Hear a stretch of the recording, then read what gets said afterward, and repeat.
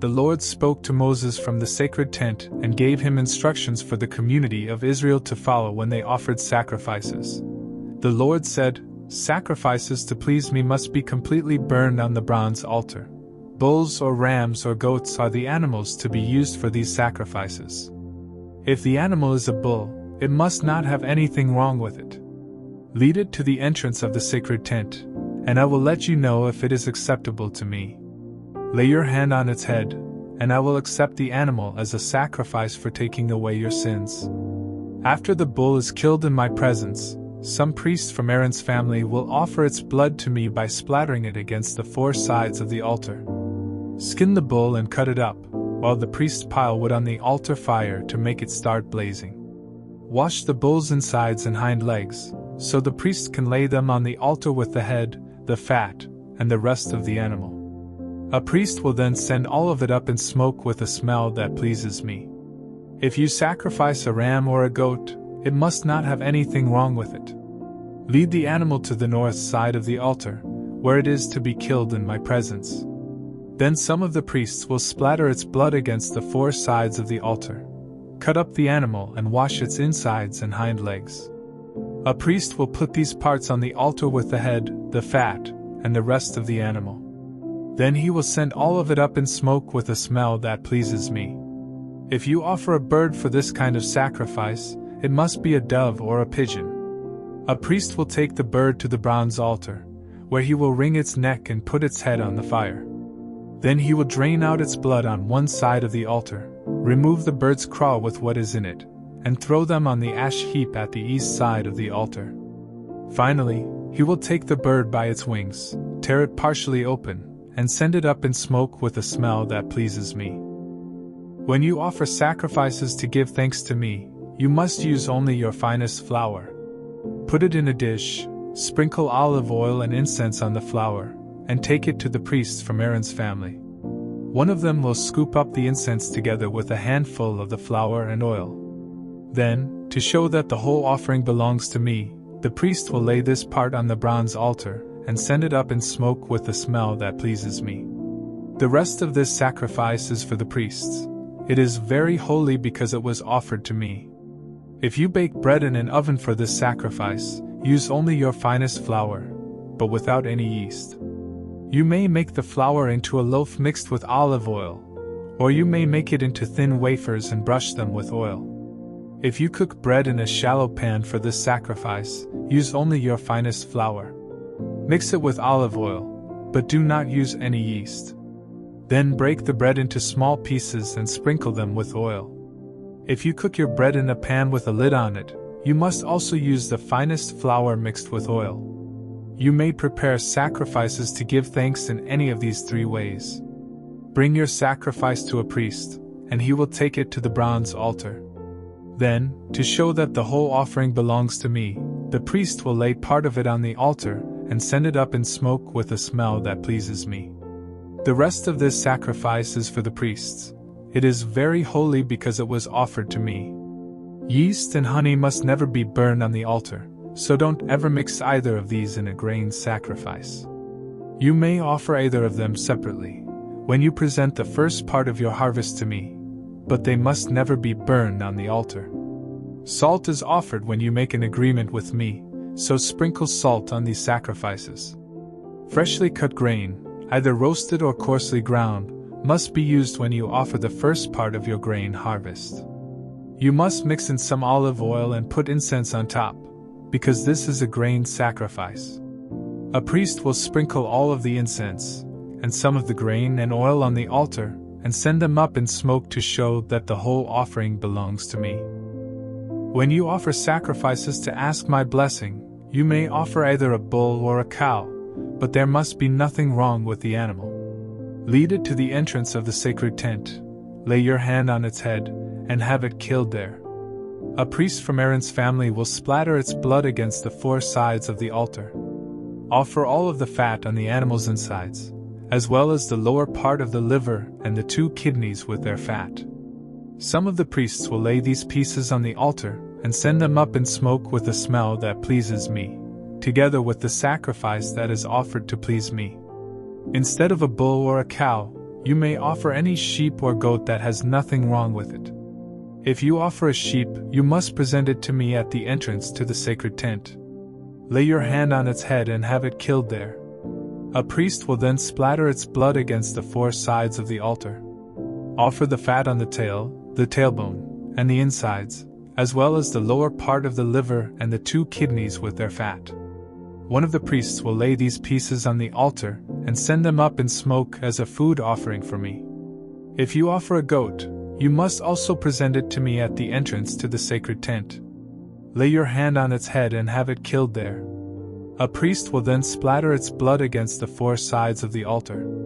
Offer all of the fat on the animal's insides, as well as the lower part of the liver and the 2 kidneys with their fat. One of the priests will put these pieces on the altar and send them up in smoke as a food offering with a smell that pleases me. All fat belongs to me. So you and your descendants must never eat any fat or any blood, not even in the privacy of your own homes. This law will never change. The Lord told Moses to say to the community of Israel, "Offer a sacrifice to ask forgiveness when you sin by accidentally doing something I have told you not to do." When the high priest sins, he makes everyone else guilty too. And so, he must sacrifice a young bull that has nothing wrong with it. The priest will lead the bull to the entrance of the sacred tent, lay his hand on its head, and kill it there. He will take a bowl of the blood inside the tent, dip a finger in the blood, and sprinkle some of it 7 times toward the sacred chest behind the curtain. Then, in my presence, he will smear some of the blood on each of the 4 corners of the incense altar, before pouring out the rest at the foot of the bronze altar near the entrance to the tent. The priest will remove the fat from the bull, just as he does when he sacrifices a bull to ask for my blessing. This includes the fat on the insides, as well as the lower part of the liver and the 2 kidneys with their fat. He will then send it all up in smoke. The skin and flesh of the bull, together with its legs, insides, and the food still in its stomach, are to be taken outside the camp and burned on a wood fire near the ash heap. When the nation of Israel disobeys me without meaning to, the whole nation is still guilty. Once you realize what has happened, you must sacrifice a young bull to ask my forgiveness. Lead the bull to the entrance of the sacred tent, where your tribal leaders will lay their hands on its head, before having it killed in my presence. The priest will take a bowl of the animal's blood inside the sacred tent, dip a finger in the blood, and sprinkle some of it 7 times toward the sacred chest behind the curtain. Then, in my presence, he must smear some of the blood on each of the 4 corners of the incense altar, before pouring out the rest at the foot of the bronze altar near the entrance to the tent. After this, the priest will remove the fat from the bull and send it up in smoke on the altar. Finally, he will burn its remains outside the camp, just as he did with the other bull. By this sacrifice, the sin of the whole nation will be forgiven. Any tribal leader who disobeys me without knowing it is still guilty. As soon as the leader realizes what has happened, he must sacrifice a goat that has nothing wrong with it. This is a sacrifice for sin. So he will lay his hand on the animal's head, before having it killed in my presence at the north side of the bronze altar. The priest will dip a finger in the blood, smear some of it on each of the 4 corners of the altar, and pour out the rest at the foot of the altar. Then he must send all of the fat up in smoke, just as he does when a sacrifice is offered to ask my blessing. By this sacrifice, the leader's sin will be forgiven. When any of you ordinary people disobey me without meaning to, you are still guilty. As soon as you realize what you have done, you must sacrifice a female goat that has nothing wrong with it. Lead the goat to the north side of the bronze altar and lay your hand on its head, before having it killed. Then a priest will dip a finger in the blood. He will smear some of it on each of the 4 corners of the altar, and pour out the rest at the foot of the altar. After this, the priest will remove all of the fat, just as he does when an animal is sacrificed to ask my blessing. The priest will then send the fat up in smoke with a smell that pleases me. This animal is sacrificed so that I will forgive you ordinary people when you sin. If you offer a lamb instead of a goat as a sacrifice for sin, it must be a female that has nothing wrong with it. Lead the lamb to the altar and lay your hand on its head, before having it killed. The priest will dip a finger in the blood, smear some of it on each of the 4 corners of the altar, and pour out the rest at the foot of the altar. After this, all of the fat must be removed, just as when an animal is sacrificed to ask my blessing. Then the priest will send it up in smoke to me, together with a food offering, and your sin will be forgiven. If you refuse to testify in court about something you saw or know has happened, you have sinned and can be punished. You are guilty and unfit to worship me, if you accidentally touch the dead body of any kind of unclean animal. You are guilty if you find out that you have accidentally touched anything unclean that comes from a human body. You are guilty the moment you realize that you have made a hasty promise to do something good or bad. As soon as you discover that you have committed any of these sins, you must confess what you have done. Then you must bring a female sheep or goat to me as the price for your sin. A priest will sacrifice the animal, and you will be forgiven. If you are poor and cannot afford to bring an animal, you may bring 2 doves or 2 pigeons. One of these will be a sacrifice to ask my forgiveness, and the other will be a sacrifice to please me. Give both birds to the priest, who will offer one as a sacrifice to ask my forgiveness.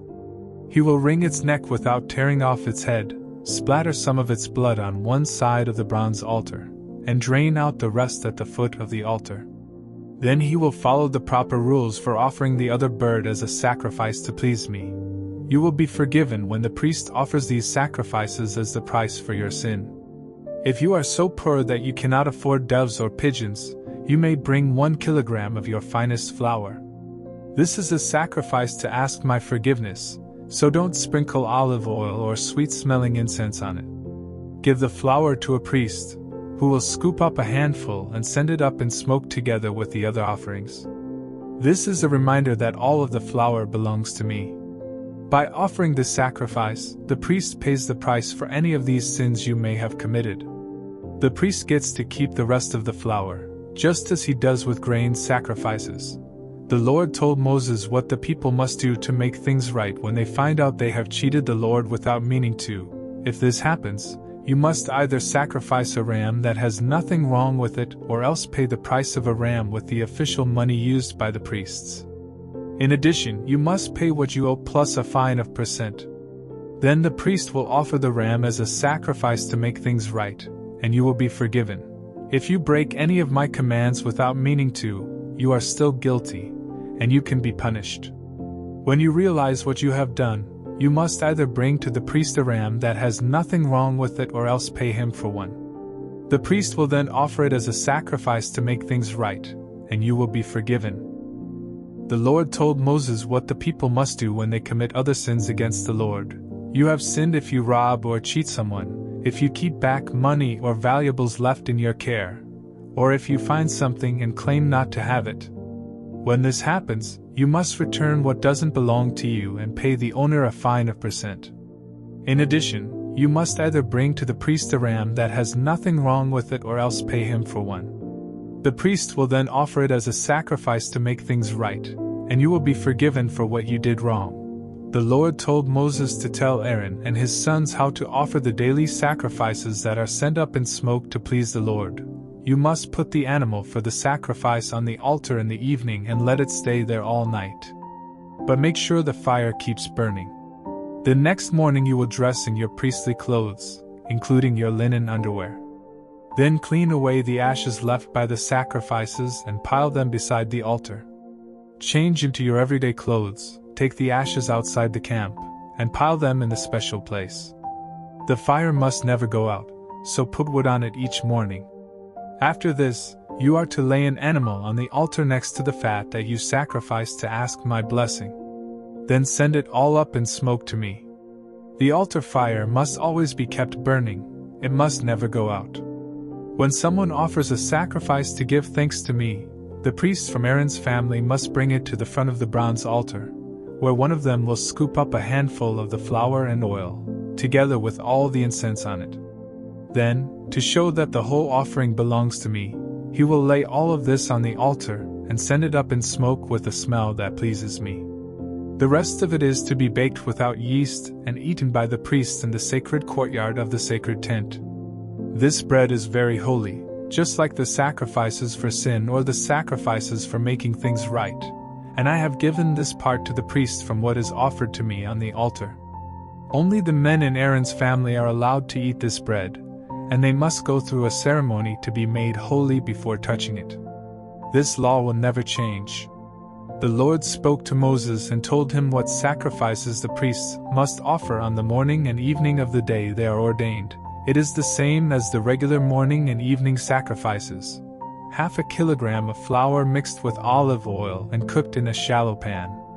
The bread must then be crumbled into small pieces and sent up in smoke with a smell that pleases me. Each of Aaron's descendants who is ordained as a priest must perform this ceremony, and make sure that the bread is completely burned on the altar. None of it may be eaten. The Lord told Moses how the priests from Aaron's family were to offer the sacrifice for sin. This sacrifice is very sacred, and the animal must be killed in my presence at the north side of the bronze altar. The priest who offers this sacrifice must eat it in the sacred courtyard of the sacred tent, and anyone or anything that touches the meat will be holy. If any of the animal's blood is splattered on the clothes of the priest, they must be washed in a holy place. If the meat was cooked in a clay pot, the pot must be destroyed, but if it was cooked in a bronze pot, the pot must be scrubbed and rinsed with water. This sacrifice is very holy, and only the priests may have any part of it. None of the meat may be eaten from the sacrifices for sin that require blood to be brought into the sacred tent. These sacrifices must be completely burned. The sacrifice to make things right is very sacred. The animal must be killed in the same place where the sacrifice to please me is killed, and the animal's blood must be splattered against the 4 sides of the bronze altar. Offer all of the animal's fat, including the fat on its tail and on its insides, as well as the lower part of the liver and the 2 kidneys with their fat. One of the priests will lay these pieces on the altar and send them up in smoke to me. This sacrifice for making things right is very holy. Only the priests may eat it, and they must eat it in a holy place. The ceremony for this sacrifice and the one for sin are the same, and the meat may be eaten only by the priest who performs this ceremony of forgiveness. In fact, the priest who offers a sacrifice to please me may keep the skin of the animal, just as he may eat the bread from a sacrifice to give thanks to me. All other grain sacrifices, with or without olive oil in them, are to be divided equally among the priests of Aaron's family. Here are the instructions for offering a sacrifice to ask my blessing. If you offer it to give thanks, you must offer some bread together with it.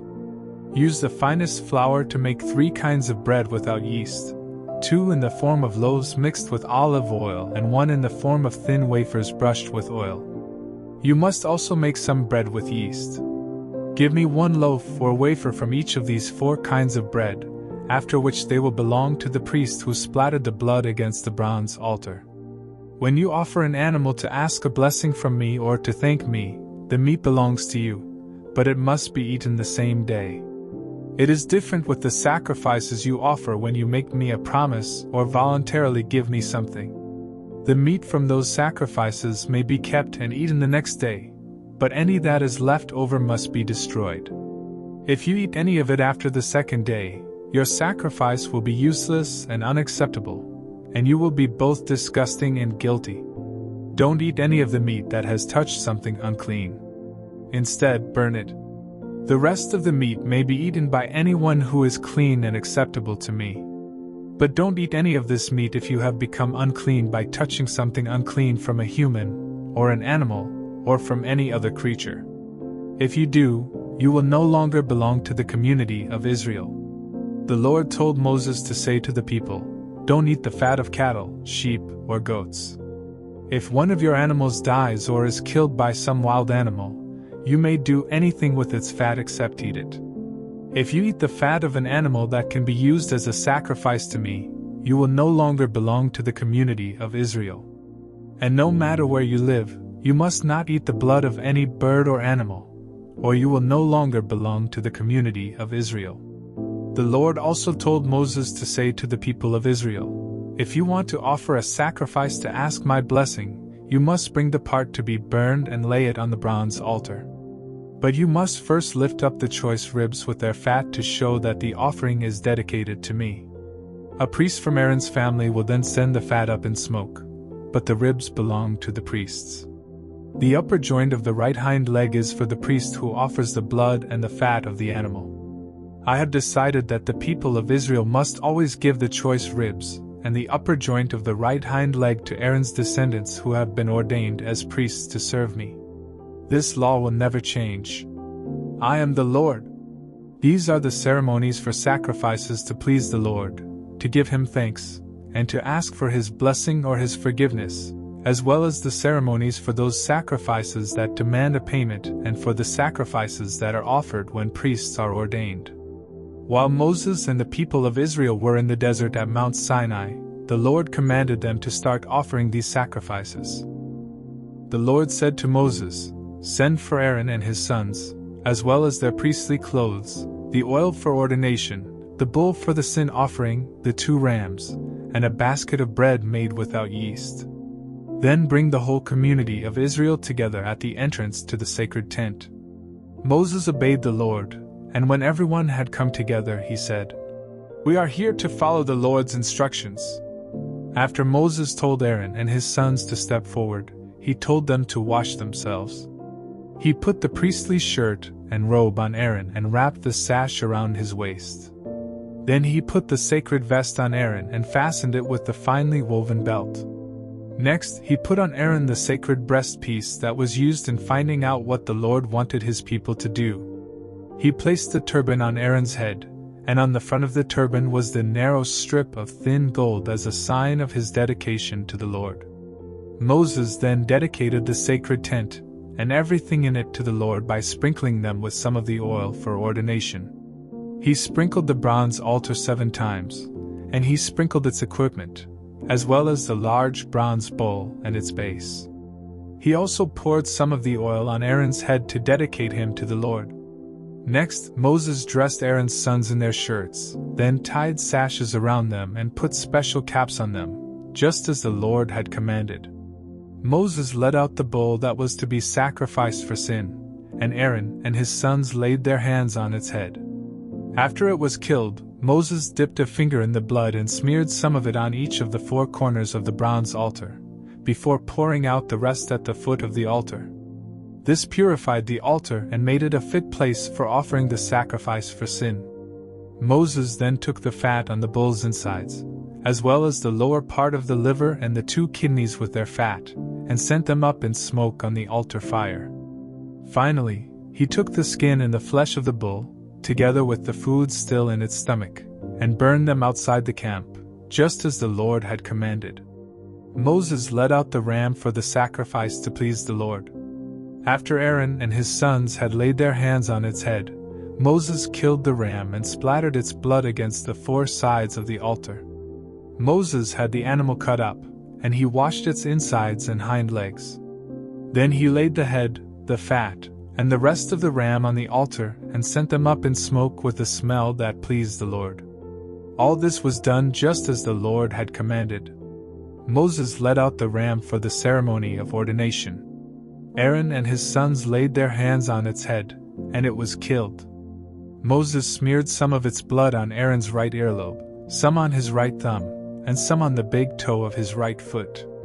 Moses did the same thing for Aaron's sons, before splattering the rest of the blood against the 4 sides of the altar.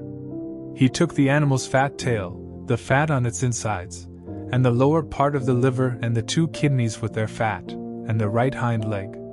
Then he took from a basket some of each of the 3 kinds of bread that had been made without yeast and had been dedicated to the Lord. Moses placed the bread on top of the meat and gave it all to Aaron and his sons, who lifted it up to show that it was dedicated to the Lord. After this, Moses placed it on the fires of the altar and sent it up in smoke with a smell that pleased the Lord. This was part of the ordination ceremony. Moses lifted up the choice ribs of the ram to show that they were dedicated to the Lord. This was the part that the Lord had said Moses could have. Finally, Moses sprinkled the priestly clothes of Aaron and his sons with some of the oil for ordination and with some of the blood from the altar. So Aaron and his sons, together with their priestly clothes, were dedicated to the Lord. Moses said to Aaron and his sons, "The Lord told me that you must boil this meat at the entrance to the sacred tent and eat it there with the bread. Burn what is left over and stay near the entrance to the sacred tent until the ordination ceremony ends 7 days from now. We have obeyed the Lord in everything that has been done today, so that your sins may be forgiven. The Lord has told me that you must stay near the entrance to the tent for 7 days and nights, or else you will die." Aaron and his sons obeyed everything that the Lord had told Moses they must do. 8 days later Moses called together Aaron, his sons, and Israel's leaders. Then he said to Aaron, "Find a young bull and a ram that have nothing wrong with them. Offer the bull to the Lord as a sacrifice for sin, and the ram as a sacrifice to please him. Tell the people of Israel that they must offer sacrifices as well. They must offer a goat as a sacrifice for sin, and a bull and a ram as a sacrifice to please the Lord. The bull and the ram must be a year old and have nothing wrong with them. Then the people must offer a bull and a ram as a sacrifice to ask the Lord's blessing, and also a grain sacrifice mixed with oil. Do this, because the Lord will appear to you today." After the animals and the grain had been brought to the front of the sacred tent, and the people were standing there in the presence of the Lord, Moses said, "The Lord has ordered you to do this, so that he may appear to you in all of his glory. Aaron, step up to the altar and offer the sacrifice to please the Lord, then offer the sacrifices for the forgiveness of your sins and for the sins of the people, just as the Lord has commanded." Aaron stepped up to the altar and killed the bull that was to be the sacrifice for his sins. His sons brought him the blood. He dipped a finger in it, smeared some on the 4 corners of the bronze altar, and poured out the rest at its foot. But he sent up in smoke the fat, the kidneys, and the lower part of the liver, just as the Lord had commanded Moses. Then Aaron burned the skin and the flesh outside the camp. After Aaron had killed the ram that was sacrificed to please the Lord, Aaron's sons brought him the blood, and he splattered it against all 4 sides of the altar. They brought him each piece of the animal, including the head, and he burned them all on the altar. He washed the insides and the hind legs and also sent them up in smoke. Next, Aaron sacrificed the goat for the sins of the people, as he had done with the sacrifice for his own sins. And so, he burned this sacrifice on the altar in the proper way.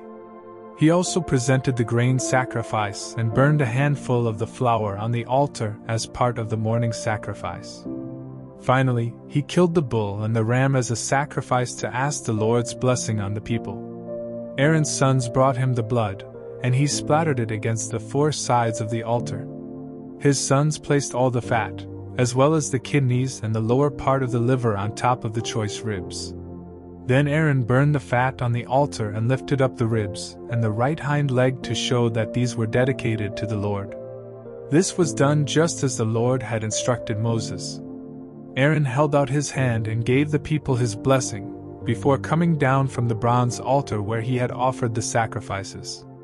He and Moses went into the sacred tent, and when they came out, they gave the people their blessing. Then the Lord appeared to the people in all of his glory. The Lord sent fiery flames that burned up everything on the altar, and when everyone saw this, they shouted and fell to their knees to worship the Lord. Nadab and Abihu were 2 of Aaron's sons, but they disobeyed the Lord by burning incense to him on a fire pan, when they were not supposed to. Suddenly the Lord sent fiery flames and burned them to death. Then Moses told Aaron that this was exactly what the Lord had meant when he said, "I demand respect from my priests, and I will be praised by everyone." Aaron was speechless. Moses sent for Mishael and Elzaphan, the 2 sons of Aaron's uncle Uzziel. Then he told them, "Take these 2 dead relatives of yours outside the camp far from the entrance to the sacred tent." So they dragged the dead men away by their clothes. Then Moses told Aaron and his other 2 sons, Eleazar and Ithamar, "Don't show your sorrow by messing up your hair and tearing your priestly clothes, or the Lord will get angry. He will kill the 3 of you and punish everyone else. It's all right for your relatives, the people of Israel, to mourn for those he destroyed by fire. But you are the Lord's chosen priests, and you must not leave the sacred tent, or you will die." Aaron and his 2 sons obeyed Moses. The Lord said to Aaron, "When you or your sons enter the sacred tent, you must never drink beer or wine. If you do, you will die right there. This law will never change. You must learn the difference between what is holy and what isn't holy, and between the clean and the unclean. You must also teach the people of Israel everything that I commanded Moses to say to them." Moses told Aaron and his 2 sons, Eleazar and Ithamar, "The grain sacrifice that was offered to give thanks to the Lord is very holy. So make bread without yeast from the part that wasn't sent up in smoke, and eat it beside the altar. The Lord has said that this belongs to you and your sons, and that it must be eaten in a holy place. But the choice ribs and the hind leg that were lifted up may be eaten by your entire family, as long as you do so in an acceptable place. These parts are yours from the sacrifices that the people offer to ask the Lord's blessing. This is what the Lord has commanded, and it will never change." When Moses asked around and learned that the ram for the sin sacrifice had already been burned on the altar, he became angry with Eleazar and Ithamar and said, "Why didn't you eat the meat from this sacrifice in an acceptable place? It is very holy, and the Lord has given you this sacrifice to remove Israel's sin and guilt. Whenever an animal's blood isn't brought into the sacred tent, I commanded you to eat its meat in an acceptable place, but you burned it instead." Their father Aaron replied, "Today 2 of my sons offered the sacrifice for sin and the sacrifice to please the Lord, and look what has happened to me. Would the Lord have approved if I had eaten the sacrifice for sin?" Moses was satisfied with Aaron's reply. The Lord told Moses and Aaron to say to the community of Israel, "You may eat any animal that has divided hoofs and chews the cud. But you must not eat animals such as camels, rock badgers, and rabbits that chew the cud but don't have divided hoofs. And you must not eat pigs. They have divided hoofs, but don't chew the cud. All of these animals are unclean, and you are forbidden even to touch their dead bodies. You may eat anything that lives in water and has fins and scales. But it would be disgusting for you to eat anything else that lives in water, and you must not even touch their dead bodies. Eagles, vultures, buzzards, crows, ostriches, hawks, seagulls, owls, pelicans, storks, herons, hoopoes, and bats are also disgusting, and you are forbidden to eat any of them. The only winged insects you may eat are locusts, grasshoppers, and crickets. All other winged insects that crawl are too disgusting for you to eat. Don't even touch the dead bodies of animals that have divided hoofs but don't chew the cud. And don't touch the dead bodies of animals that have paws. If you do, you must wash your clothes, but you are still unclean until evening. Moles, rats, mice, and all kinds of lizards are unclean. Anyone who touches their dead bodies or anything touched by their dead bodies becomes unclean until evening. If something made of wood, cloth, or leather touches one of their dead bodies, it must be washed, but it is still unclean until evening. If any of these animals is found dead in a clay pot, the pot must be broken to pieces, and everything in it becomes unclean. If you pour water from this pot on any food, that food becomes unclean, and anything drinkable in the pot becomes unclean. If the dead body of one of these animals touches anything else, including ovens and stoves, that thing becomes unclean and must be destroyed. A spring or a cistern where one of these dead animals is found is still clean, but anyone who touches the animal becomes unclean. If the dead body of one of these animals is found lying on seeds that have been set aside for planting, the seeds remain clean. But seeds that are soaking in water become unclean, if the dead animal is found in the water. If an animal that may be eaten happens to die, and you touch it, you become unclean until evening. If you eat any of its meat or carry its body away, you must wash your clothes, but you are still unclean until evening. Don't eat any of those disgusting little creatures that crawl or walk close to the ground. If you eat any of them, you will become just as disgusting and unclean as they are. I am the Lord your God, and you must dedicate yourselves to me and be holy, just as I am holy. Don't become disgusting by eating any of these unclean creatures. I brought you out of Egypt so that I could be your God. Now you must become holy, because I am holy. I have given these laws so that you will know what animals, birds, and fish are clean and may be eaten, and which ones are unclean and may not be eaten. The Lord told Moses to say to the community of Israel, "If a woman gives birth to a son, she is unclean for 7 days, just as she is during her monthly period. Her son must be circumcised on the 8th day, but her loss of blood keeps her from being completely clean for another days. During this time she must not touch anything holy or go to the place of worship. Any woman who gives birth to a daughter is unclean for 2 weeks, just as she is during her period, and she won't be completely clean for another days. When the mother has completed her time of cleansing, she must come to the front of the sacred tent and bring to the priest a year-old lamb as a sacrifice to please me and a dove or a pigeon as a sacrifice for sin.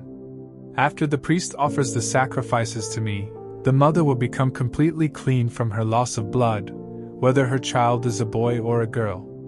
If she cannot afford a lamb, she can offer 2 doves or 2 pigeons, one as a sacrifice to please me and the other as a sacrifice for sin."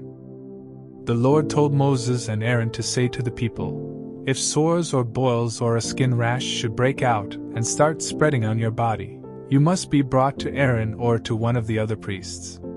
If the priest discovers that the hair in the infected area has turned white, and that the infection seems more than skin deep, he will say, 'This is leprosy, you are unclean.' But if the infected area is white and only skin deep, and if the hair in it hasn't turned white, the priest will order you to stay away from everyone else for 7 days.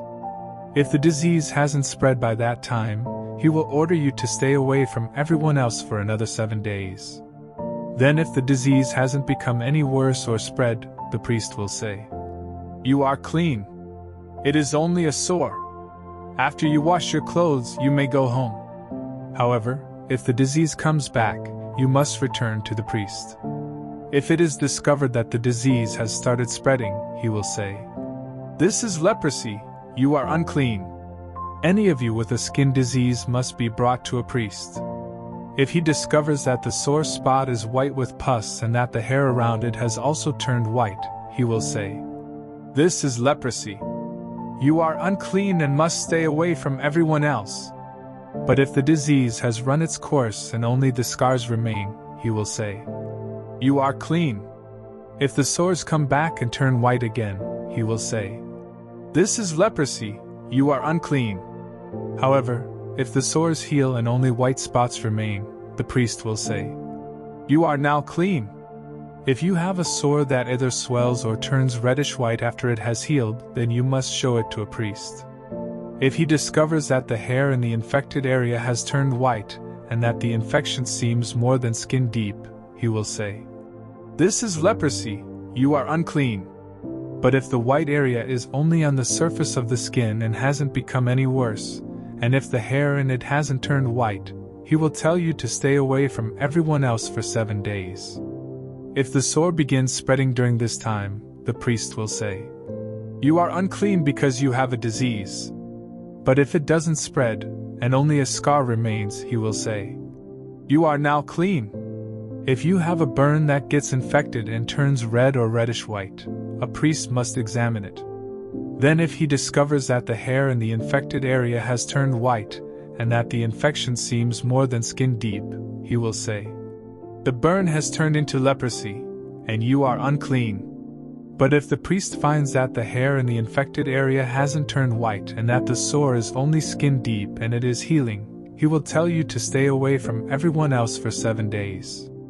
On the 7th day the priest will examine you again, and if the infection is spreading, he will say, "This is leprosy, you are unclean." However, if the infection hasn't spread and has begun to heal, and if only a scar remains, he will say, "Only a scar remains from the burn, and you are clean." If you have a sore on your head or chin, it must be examined by a priest. If the infection seems more than skin deep, and the hair in it has thinned out and lost its color, he will say, "This is leprosy, you are unclean." On the other hand, if he discovers that the itchy spot is only skin deep, but that the hair still isn't healthy, he will order you to stay away from everyone else for 7 days. By that time, if the itch hasn't spread, if the hair seems healthy, and if the itch is only skin deep, you must shave off the hair around the infection, but not those on it. Then the priest will tell you to stay away from everyone else for another 7 days. By that time, if the itch hasn't spread and seems no more than skin deep, he will say, "You are clean, now you must wash your clothes." Later, if the itch starts spreading, even though the hair is still healthy, the priest will say, "You are unclean." But if he thinks you are completely well, he will say, "You are clean." If white spots break out on your skin, but the priest discovers that it is only a rash, he will say, "You are clean." If you become bald on any part of your head, you are still clean. But if a priest discovers that a reddish-white sore has broken out on the bald spot and looks like leprosy, he will say, "This is leprosy, you are unclean." If you ever have leprosy, you must tear your clothes, leave your hair uncombed, cover the lower part of your face, and go around shouting, "I'm unclean! I'm unclean!" As long as you have the disease, you are unclean and must live alone outside the camp. If a greenish or reddish spot appears anywhere on any of your clothing or on anything made of leather, you must let the priest examine the clothing or the leather. He will put it aside for 7 days, and if the mildew has spread in that time, he will say, "This is unclean because the mildew has spread." Then he will burn the clothing or the piece of leather. If the priest discovers that the mildew hasn't spread, he will tell you to wash the clothing or leather and put it aside for another 7 days, after which he will examine it again. If the spot hasn't spread, but is still greenish or reddish, the clothing or leather is unclean and must be burned.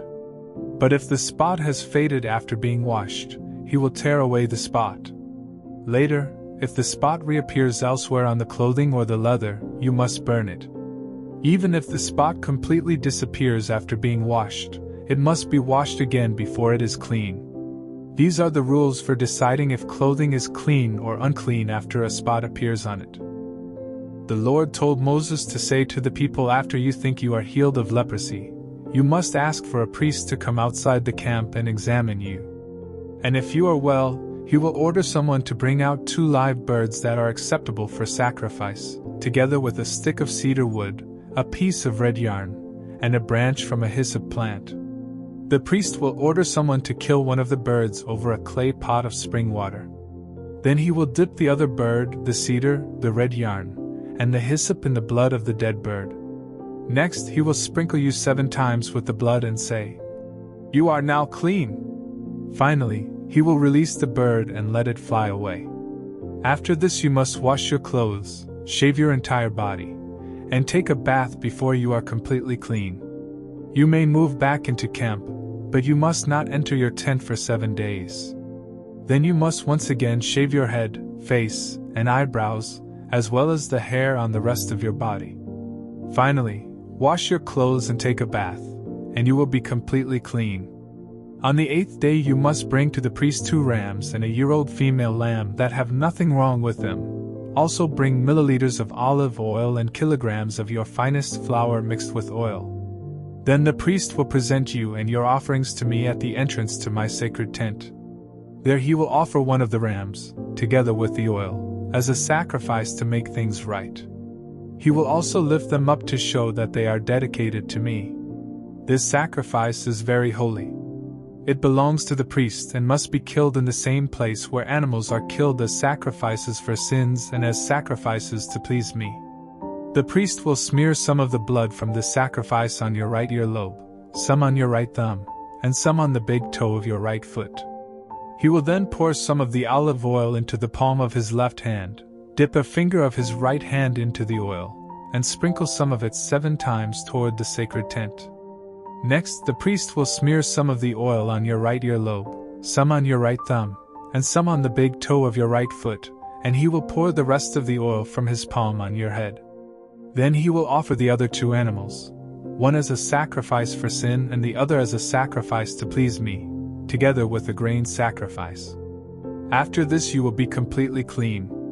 If you are poor and cannot afford to offer this much, you may offer a ram as a sacrifice to make things right, together with milliliters of olive oil and 1 kilogram of flour mixed with oil as a grain sacrifice. The priest will then lift these up to dedicate them to me. Depending on what you can afford, you must also offer either 2 doves or 2 pigeons, one as a sacrifice for sin and the other as a sacrifice to please me. The priest will offer these to me in front of the sacred tent on the 8th day. The priest will kill this ram for the sacrifice to make things right, and he will lift it up with the olive oil in dedication to me. Then he will smear some of the blood on your right earlobe, some on your right thumb, and some on the big toe of your right foot. The priest will pour some of the olive oil into the palm of his left hand, then dip a finger of his right hand in the oil and sprinkle some of it 7 times toward the sacred tent. He will smear some of the oil on your right earlobe, some on your right thumb, and some on the big toe of your right foot, just as he did with the blood of the sacrifice to make things right. And he will pour the rest of the oil from his palm on your head. Then, depending on what you can afford, he will offer either the doves or the pigeons together with the grain sacrifice. One of the birds is the sacrifice for sin, and the other is the sacrifice to please me. After this you will be completely clean. These are the things you must do if you have leprosy and cannot afford the usual sacrifices to make you clean. The Lord told Moses and Aaron to say to the people, "After I have given you the land of Canaan as your permanent possession, here is what you must do, if I ever put mildew on the walls of any of your homes. First, you must say to a priest, 'I think there is mildew on the wall of my house.' The priest will reply, 'Empty the house before I inspect it, or else everything in it will be unclean.' If the priest discovers greenish or reddish spots that go deeper than the surface of the walls, he will have the house closed for 7 days. Then he will return and check to see if the mildew has spread. If so, he will order someone to scrape the plaster from the walls, remove the stones covered with mildew, then haul everything off and dump it in an unclean place outside the town. Afterwards the wall must be repaired with new stones and fresh plaster. If the mildew appears a second time, the priest will come and say, 'This house is unclean. It's covered with mildew that can't be removed.' Then he will have the house torn down, and every bit of wood, stone, and plaster hauled off to an unclean place outside the town. Meanwhile, if any of you entered the house while it was closed, you will be unclean until evening.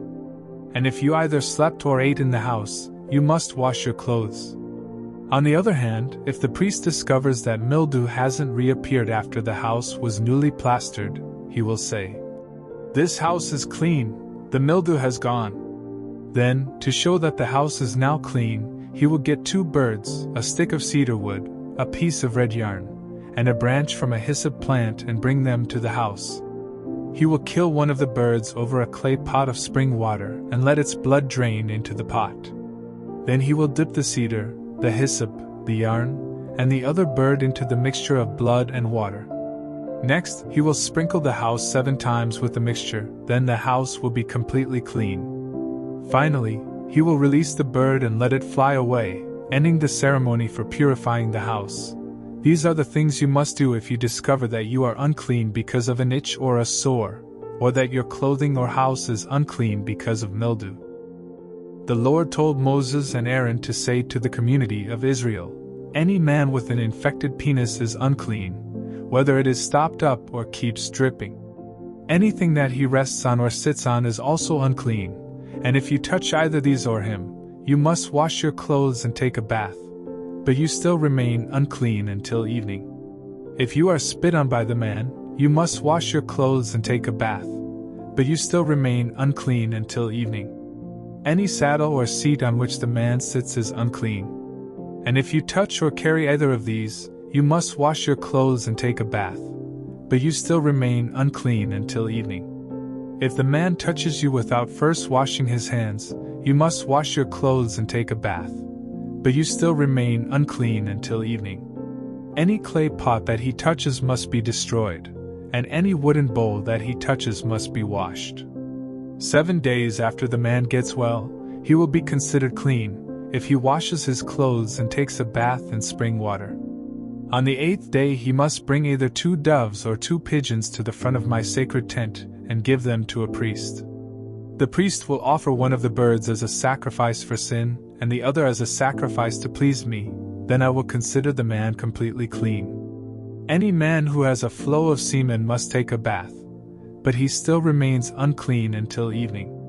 If the semen touches anything made of cloth or leather, these must be washed, but they still remain unclean until evening. After having sex, both the man and the woman must take a bath, but they still remain unclean until evening. When a woman has her monthly period, she remains unclean for 7 days, and if you touch her, you must take a bath, but you remain unclean until evening. Anything that she rests on or sits on is also unclean, and if you touch either of these, you must wash your clothes and take a bath, but you still remain unclean until evening.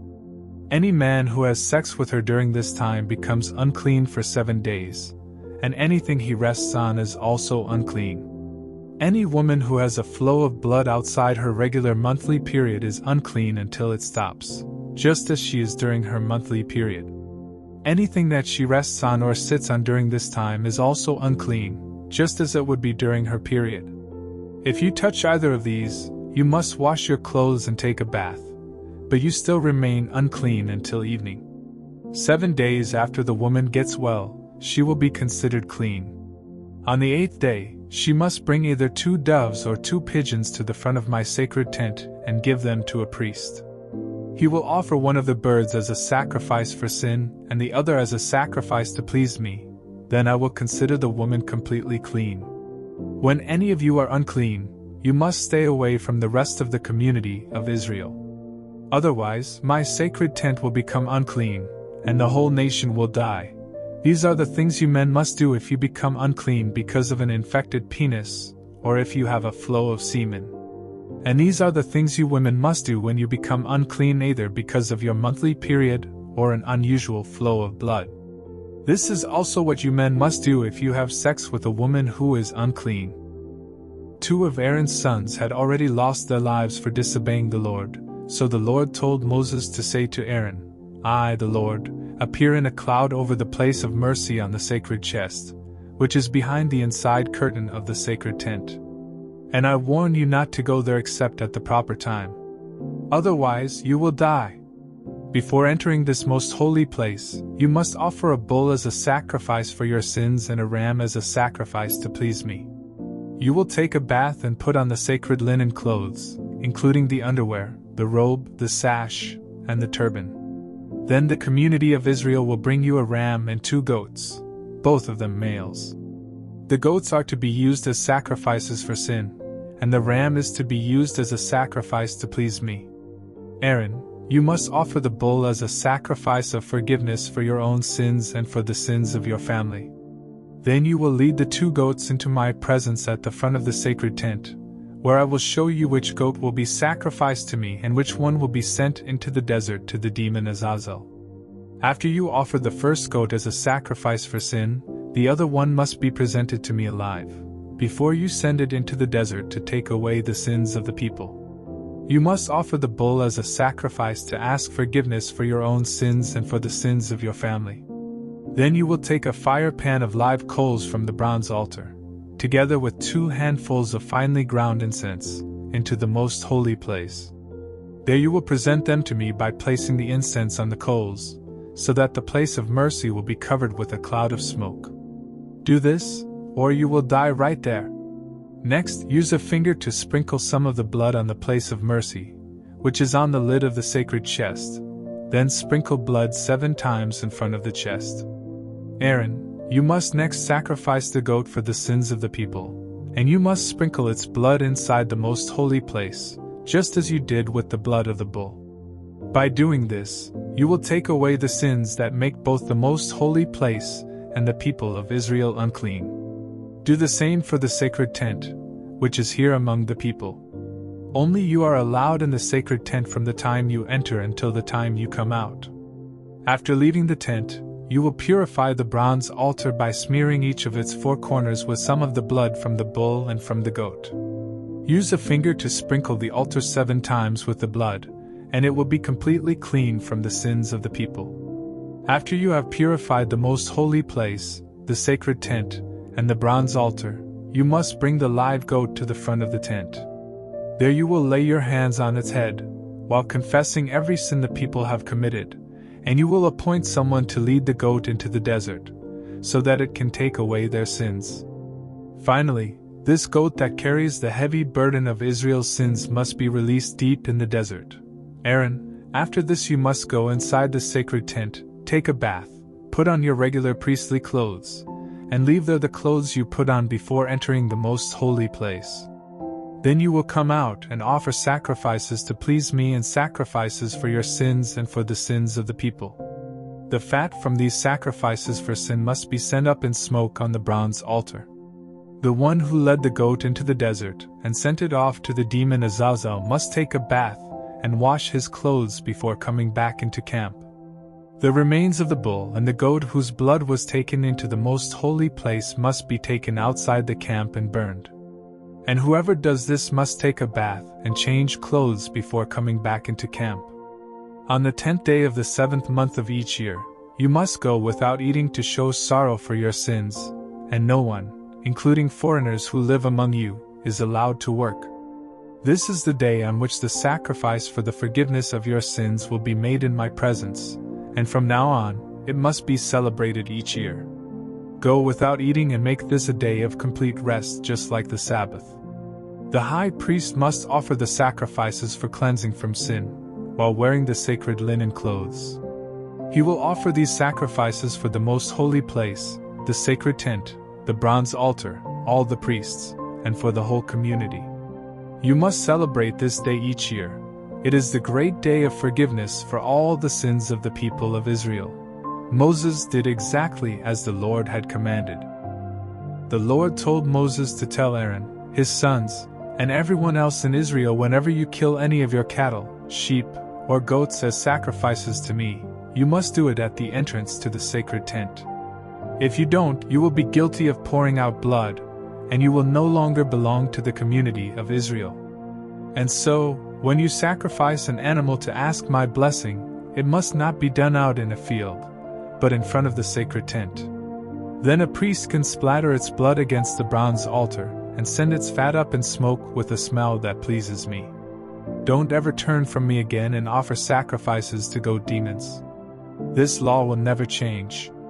Remember, no one in Israel, including foreigners, is to offer a sacrifice anywhere except at the entrance to the sacred tent.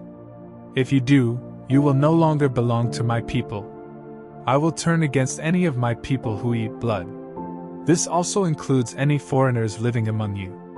Life is in the blood, and I have given you the blood of animals to sacrifice in place of your own. That's also why I have forbidden you to eat blood.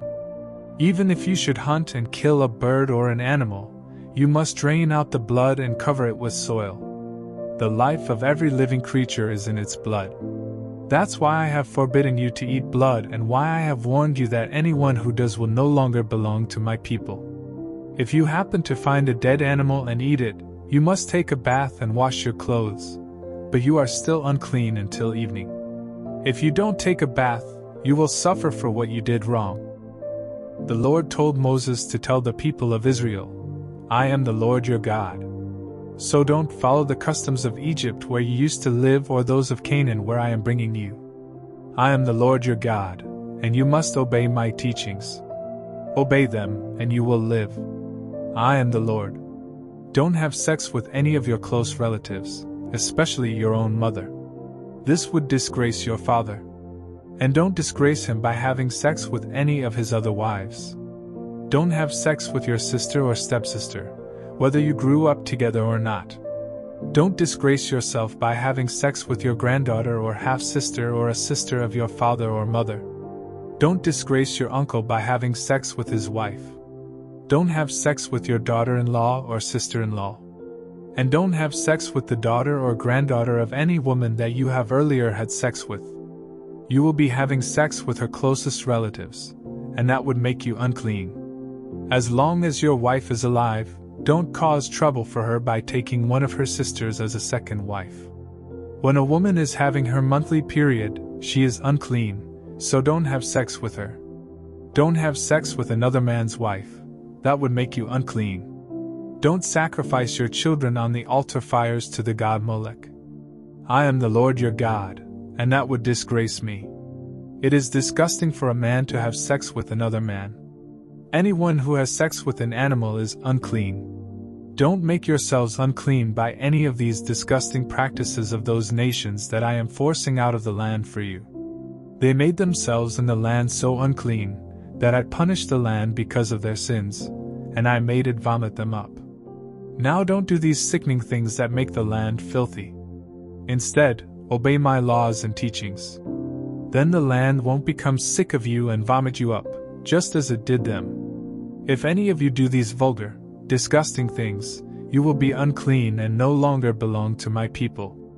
I am the Lord your God, and I forbid you to follow their sickening way of life. The Lord told Moses to say to the community of Israel, I am the Lord your God. I am holy, and you must be holy too. Respect your father and your mother, honor the Sabbath, and don't make idols or images. I am the Lord your God. When you offer a sacrifice to ask my blessing, be sure to follow my instructions. You may eat the meat either on the day of the sacrifice or on the next day, but you must burn anything left over on the third day. If you eat any of it on the third day, the sacrifice will be disgusting to me, and I will reject it. In fact, you will be punished for not respecting what I say is holy, and you will no longer belong to the community of Israel. When you harvest your grain, always leave some of it standing along the edges of your fields and don't pick up what falls on the ground. Don't strip your grapevines clean or gather the grapes that fall off the vines. Leave them for the poor and for those foreigners who live among you. I am the Lord your God. Do not steal or tell lies or cheat others. Do not misuse my name by making promises you don't intend to keep. I am the Lord your God. Do not steal anything or cheat anyone, and don't fail to pay your workers at the end of each day. I am the Lord your God, and I command you not to make fun of the deaf or to cause a blind person to stumble. Be fair, no matter who is on trial. Don't favor either the poor or the rich. Don't be a gossip, but never hesitate to speak up in court, especially if your testimony can save someone's life. Don't hold grudges. On the other hand, it's wrong not to correct someone who needs correcting. Don't be angry or try to take revenge. I am the Lord, and I command you to love others as much as you love yourself. Breed your livestock animals only with animals of the same kind, and don't plant two kinds of seed in the same field or wear clothes made of different kinds of material. If a man has sex with a slave woman who is promised in marriage to someone else, he must pay a fine, but they are not to be put to death. After all, she was still a slave at the time. The man must bring a ram to the entrance of the sacred tent and give it to a priest, who will then offer it as a sacrifice to me, so the man's sins will be forgiven.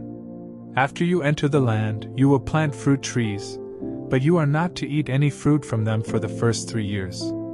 In the 4th year the fruit must be set apart, as an expression of thanks to me, the Lord God.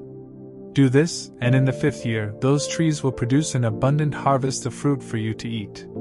Don't eat the blood of any animal. Don't practice any kind of witchcraft.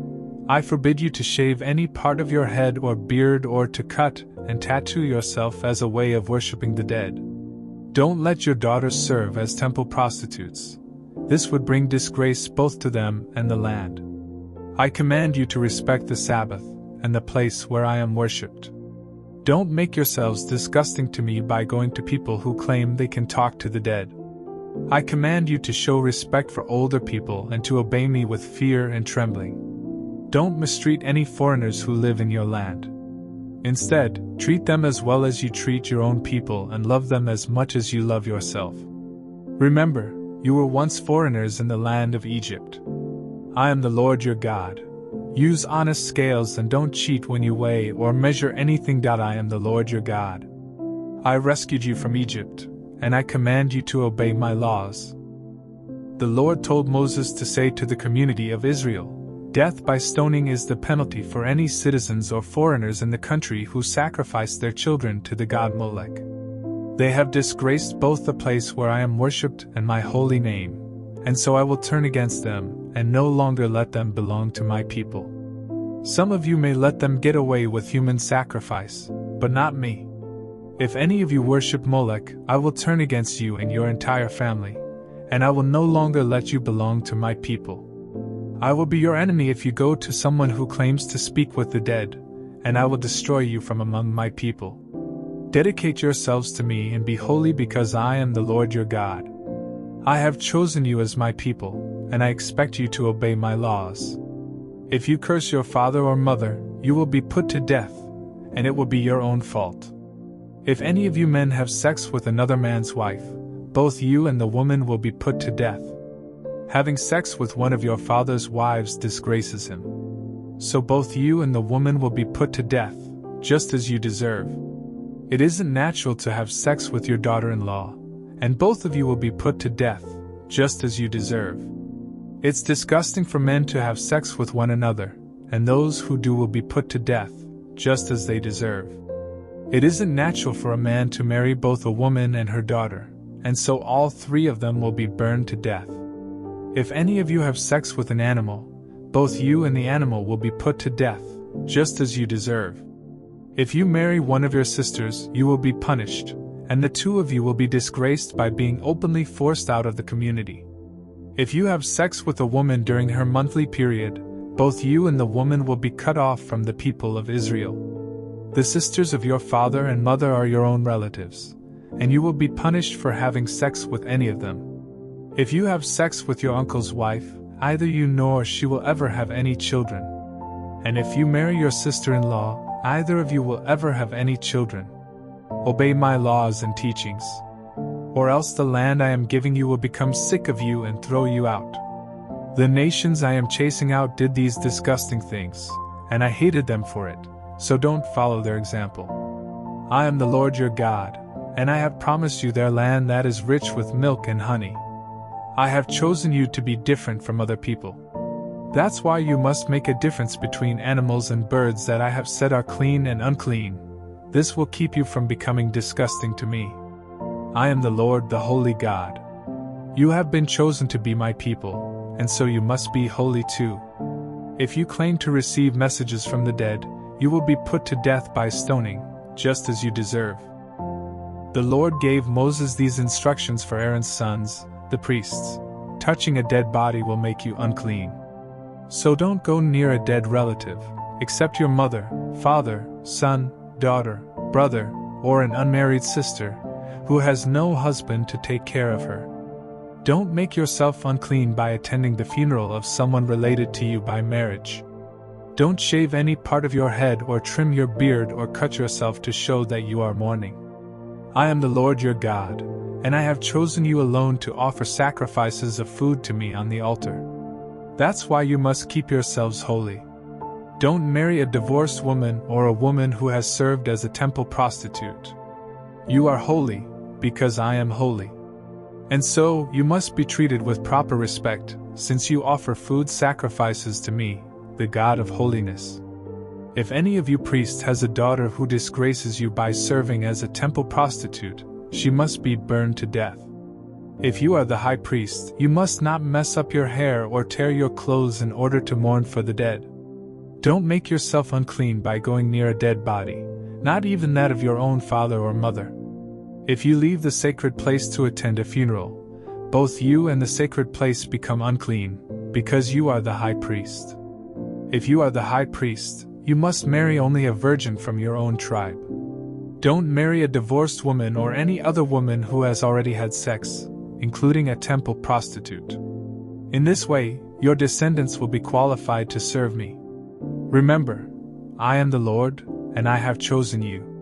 The Lord told Moses to say to Aaron, "No descendant of yours can ever serve as my priest if he is blind or lame, if his face is disfigured, if one leg is shorter than the other, if either a foot or a hand is paralyzed, if he is a hunchback or a dwarf, if an eye or his skin is diseased, or if his testicles have been damaged." These men may not serve as my priests and burn sacrifices to me. They may eat the food offerings presented to me, but they may not enter the sacred place or serve me at the altar. Remember, I am the Lord, the one who makes a priest holy."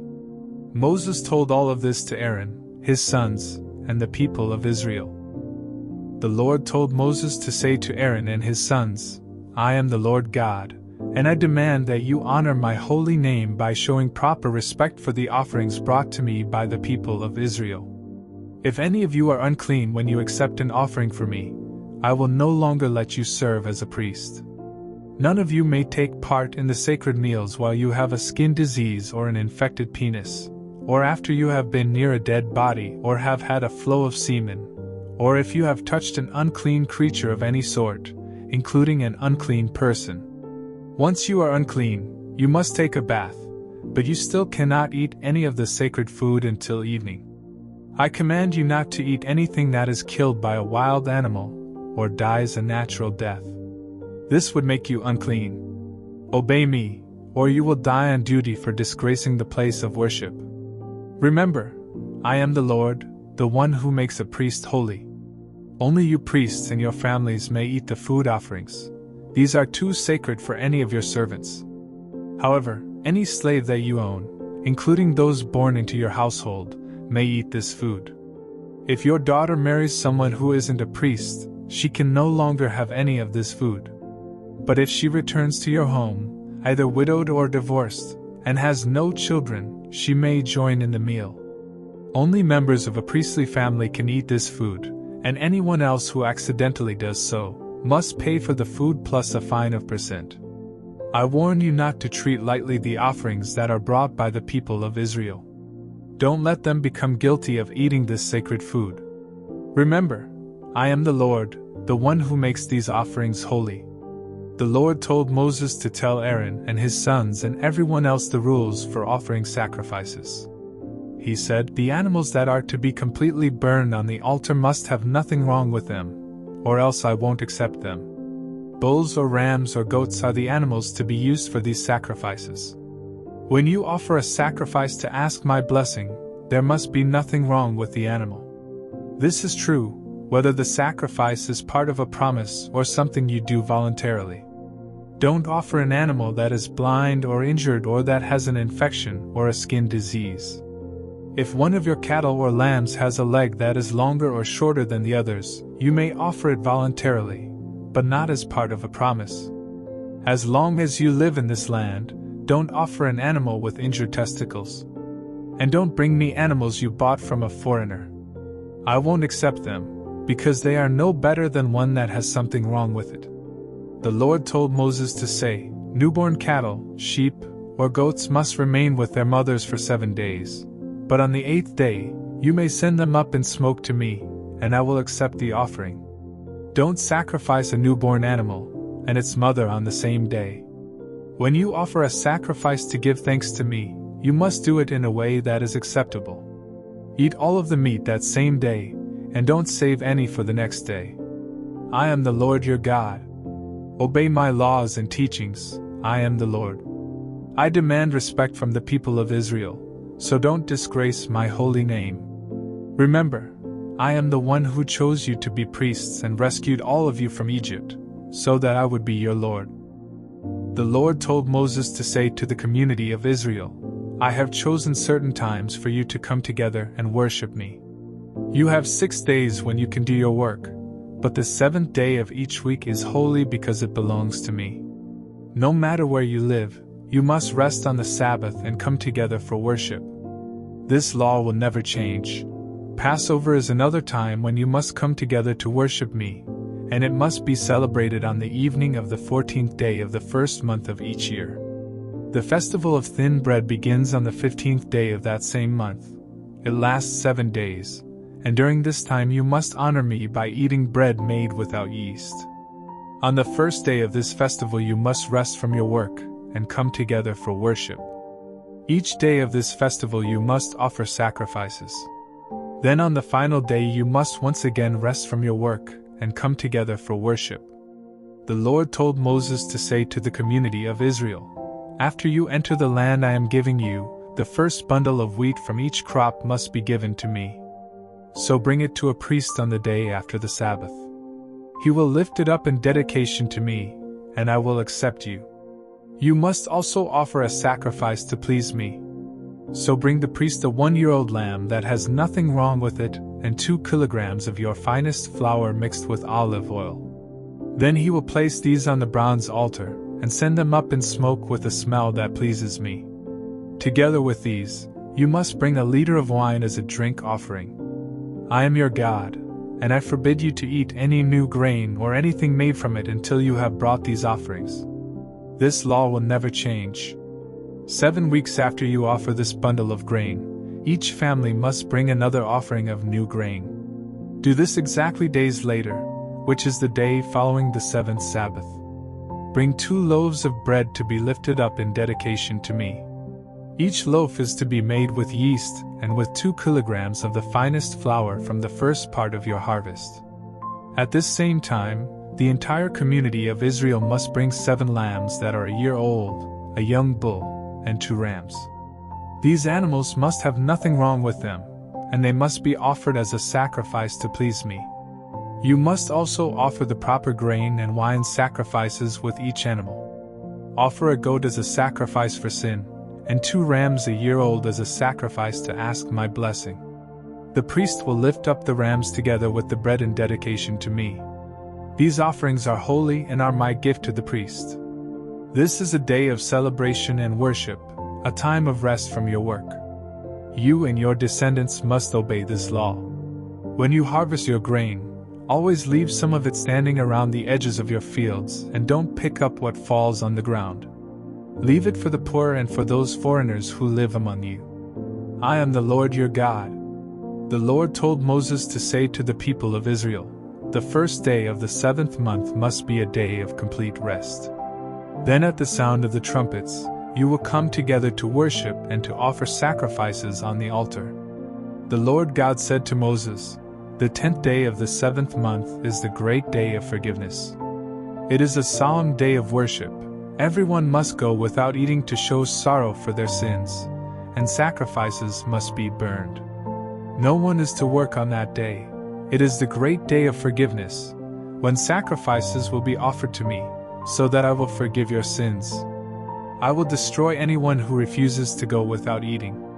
None of my people are ever to do any work on that day, not now or in the future.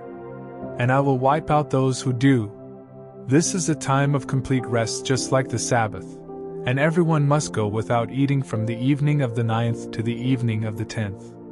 The Lord told Moses to say to the community of Israel, beginning on the 15th day of the 7th month, and continuing for 7 days, everyone must celebrate the festival of shelters in honor of me. No one is to do any work on the first day of the festival. It is a time when everyone must come together for worship. For 7 days, sacrifices must be offered on the altar.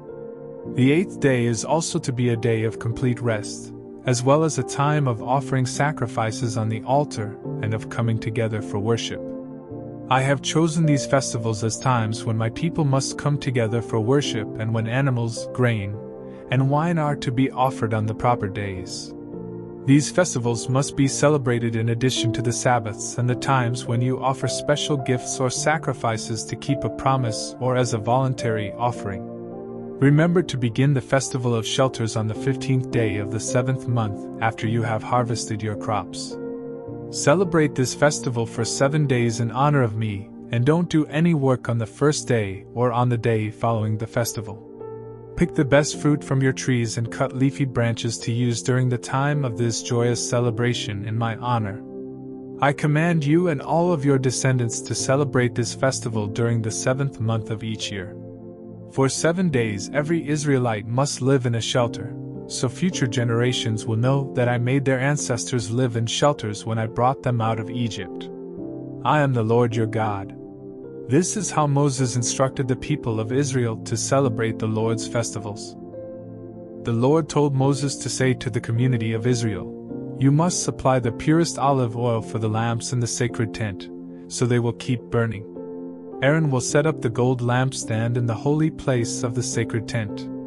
Then he will light the 7 lamps that must be kept burning there in my presence, every night from now on. This law will never change. Use your finest flour to bake 12 loaves of bread about 2 kilograms each, then take them into the sacred tent and lay them on the gold table in 2 rows of 6 loaves. Alongside each row put some pure incense that will be sent up by fire in place of the bread as an offering to me. Aaron must lay fresh loaves on the table each Sabbath, and priests in all generations must continue this practice as part of Israel's agreement with me. This bread will always belong to Aaron and his family.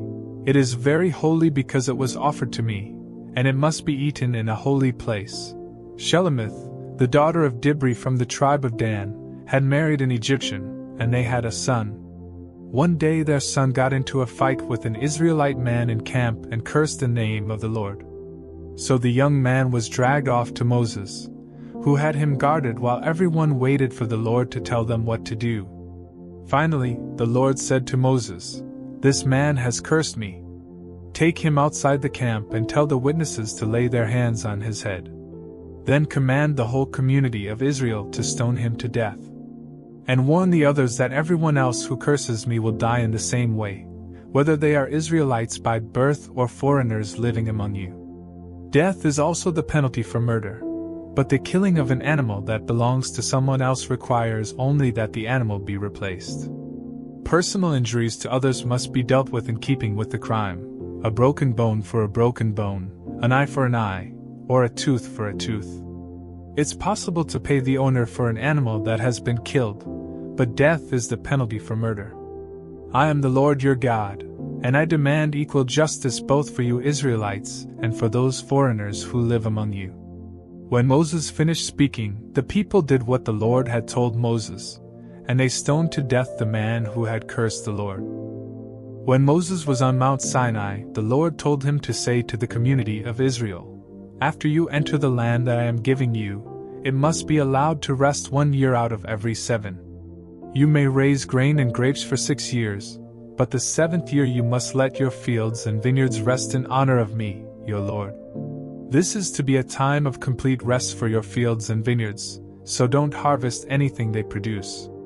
However, you and your slaves and your hired workers, as well as any domestic or wild animals, may eat whatever grows on its own. Once every year on the 10th day of the 7th month, which is also the great day of forgiveness, trumpets are to be blown everywhere in the land. This 50th year is sacred. It is a time of freedom and of celebration when everyone will receive back their original property, and slaves will return home to their families. This is a year of complete celebration, so don't plant any seed or harvest what your fields or vineyards produce. In this time of sacred celebration you may eat only what grows on its own.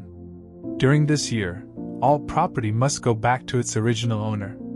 So when you buy or sell farmland, the price is to be determined by the number of crops it can produce before the next year of celebration. Don't try to cheat. If it is a long time before the next year of celebration, the price will be higher, because what is really being sold are the crops that the land can produce. I am the Lord your God, so obey me and don't cheat anyone. If you obey my laws and teachings, you will live safely in the land and enjoy its abundant crops. Don't ever worry about what you will eat during the 7th year when you are forbidden to plant or harvest. I will see to it that you harvest enough in the 6th year to last for 3 years. In the 8th year you will live on what you harvested in the 6th year, but in the 9th year you will eat what you plant and harvest in the 8th year. No land may be permanently bought or sold. It all belongs to me. It isn't your land, and you only live there for a little while. When property is being sold, the original owner must be given the first chance to buy it. If any of you Israelites become so poor that you are forced to sell your property, your closest relative must buy it back, if that relative has the money. Later, if you can afford to buy it, you must pay enough to make up for what the present owner will lose on it before the next year of celebration, when the property would become yours again. But if you don't have the money to pay the present owner a fair price, you will have to wait until the year of celebration, when the property will once again become yours. If you sell a house in a walled city, you have only 1 year in which to buy it back. If you don't buy it back before that year is up, it becomes the permanent property of the one who bought it, and it will not be returned to you in the year of celebration. But a house out in a village may be bought back at any time, just like a field. And it must be returned to its original owner in the year of celebration. If any Levites own houses inside a walled city, they will always have the right to buy them back. And any houses that they do not buy back will be returned to them in the year of celebration, because these homes are their permanent property among the people of Israel. No pasture land owned by the Levite tribe can ever be sold, it is their permanent possession. If any of your people become poor and unable to support themselves, you must help them, just as you are supposed to help foreigners who live among you. Don't take advantage of them by charging any kind of interest, or selling them food for profit. Instead, honor me by letting them stay where they now live. Remember, I am the Lord your God. I rescued you from Egypt and gave you the land of Canaan, so that I would be your God. Suppose some of your people become so poor that they have to sell themselves and become your slaves. Then you must treat them as servants, rather than as slaves.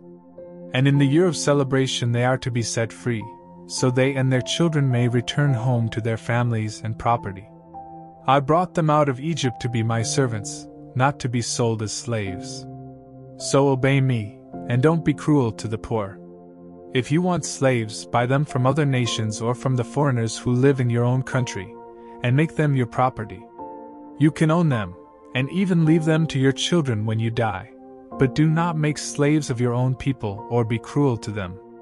Even if some of you Israelites become so much in debt that you must sell yourselves to foreigners in your country, you still have the right to be set free by a relative, such as a brother or uncle or cousin, or some other family member. In fact, if you ever get enough money, you may buy your own freedom by paying your owner for the number of years you would still be a slave before the next year of celebration. The longer the time until then, the more you will have to pay. And even while you are the slaves of foreigners in your own country, your people must make sure that you are not mistreated.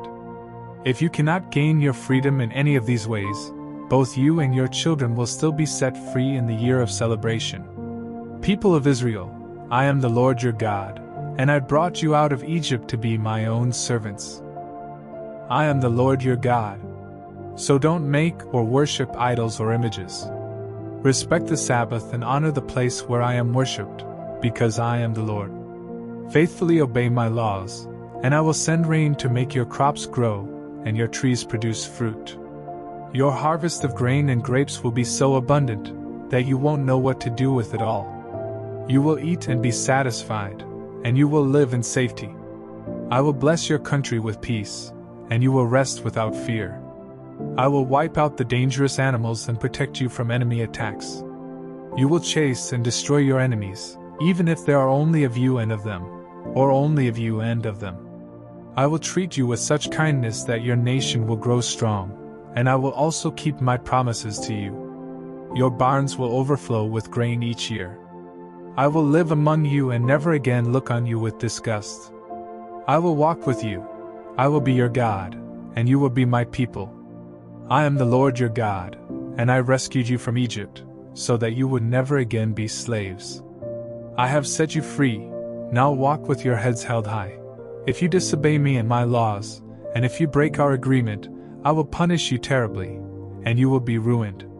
You will be struck with incurable diseases and with fever that leads to blindness and depression. Your enemies will eat the crops you plant, and I will turn from you and let you be destroyed by your attackers. You will even run at the very rumor of attack. Then, if you still refuse to obey me, I will punish you 7 times for each of your sins, until your pride is completely crushed.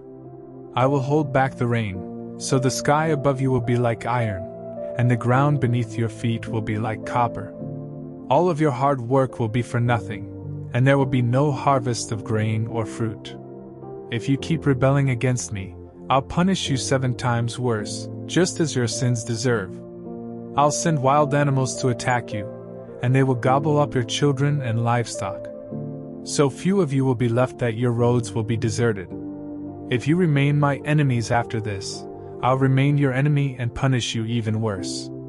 War will break out because you broke our agreement, and if you escape to your walled cities, I'll punish you with horrible diseases, and you will be captured by your enemies. You will have such a shortage of bread that 10 women will be able to bake their bread in the same oven. Each of you will get only a few crumbs, and you will go hungry. Then if you don't stop rebelling, I'll really get furious and punish you terribly for your sins. In fact, you will be so desperate for food that you will eat your own children. I'll destroy your shrines and tear down your incense altars, leaving your dead bodies piled on top of your idols. And you will be disgusting to me. I'll wipe out your towns and your places of worship and will no longer be pleased with the smell of your sacrifices. Your land will become so desolate that even your enemies who settle there will be shocked when they see it. After I destroy your towns and ruin your land with war, I'll scatter you among the nations.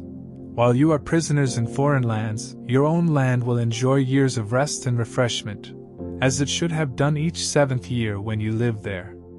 In the land of your enemies, you will tremble at the rustle of a leaf, as though it were a sword. And you will become so weak that you will stumble and fall over each other, even when no one is chasing you. Many of you will die in foreign lands, and others of you will waste away in sorrow as the result of your sins and the sins of your ancestors. Then suppose you realize that I turned against you and brought you to the land of your enemies because both you and your ancestors had stubbornly sinned against me. If you humbly confess what you have done and start living right, I'll keep the promise I made to your ancestors Abraham, Isaac, and Jacob. I will bless your land and let it rest during the time that you are in a foreign country, paying for your rebellion against me and my laws. No matter what you have done, I am still the Lord your God, and I will never completely reject you or become absolutely disgusted with you there in the land of your enemies. While nations watched, I rescued your ancestors from Egypt so that I would be their God. Yes, I am your Lord, and I will never forget our agreement. Moses was on Mount Sinai when the Lord gave him these laws and teachings for the people of Israel. The Lord told Moses to say to the community of Israel, "If you ever want to free someone who has been promised to me, you may do so by paying the following amounts, weighed according to the official standards: pieces of silver for men ages 2, and pieces for women, pieces of silver for young men ages 2, and pieces for young women, pieces of silver for menages and above and pieces for women, pieces of silver for boys ages month to years, and pieces for girls. If you have promised to give someone to me and can't afford to pay the full amount for that person's release, you will be taken to a priest, and he will decide how much you can afford. If you promise to sacrifice an animal to me, it becomes holy, and there is no way you can set it free. If you try to substitute any other animal, no matter how good, for the one you promised, they will both become holy and must be sacrificed. Donkeys are unfit for sacrifice, so if you promise me a donkey, you must bring it to the priest, and let him determine its value. But if you want to buy it back, you must pay an additional %. If you promise a house to me, a priest will set the price, whatever the condition of the house. But if you decide to buy it back, you must pay an additional %. If you promise part of your family's land to me, its value must be determined by the amount of seed needed to plant the land, and the rate will be 10 pieces of silver for every kilograms of seed. If this promise is made in the year of celebration, the land will be valued at the full price. But any time after that, the price will be figured according to the number of years before the next year of celebration. If you decide to buy back the land, you must pay the price plus an additional %, but you cannot buy it back once someone else has bought it. When the year of celebration comes, the land becomes holy because it belongs to me, and it will be given to the priests. If you promise me a field that you have bought, its value will be decided by a priest, according to the number of years before the next year of celebration, and the money you pay will be mine. However, on the next year of celebration, the land will go back to the family of its original owner. Every price will be set by the official standards. All firstborn animals of your flocks and herds are already mine, and so you cannot promise any of them to me. If you promise me a donkey, you may buy it back by adding an additional % to its value. If you don't buy it back, It can be sold to someone else for whatever a priest has said it is worth. Anything that you completely dedicate to me must be completely destroyed. It cannot be bought back or sold. Every person, animal, and piece of property that you dedicate completely is only for me. In fact, any humans who have been promised to me in this way must be put to death. 10% of everything you harvest is holy and belongs to me, whether it grows in your fields or on your fruit trees. If you want to buy back this part of your harvest, you may do so by paying what it is worth plus an additional %. When you count your flocks and herds, 1 out of 10 of every newborn animal is holy and belongs to me, no matter how good or bad it is. If you substitute one animal for another, both of them become holy, and neither can be bought back. Moses was on Mount Sinai when the Lord gave him these laws for the people of Israel.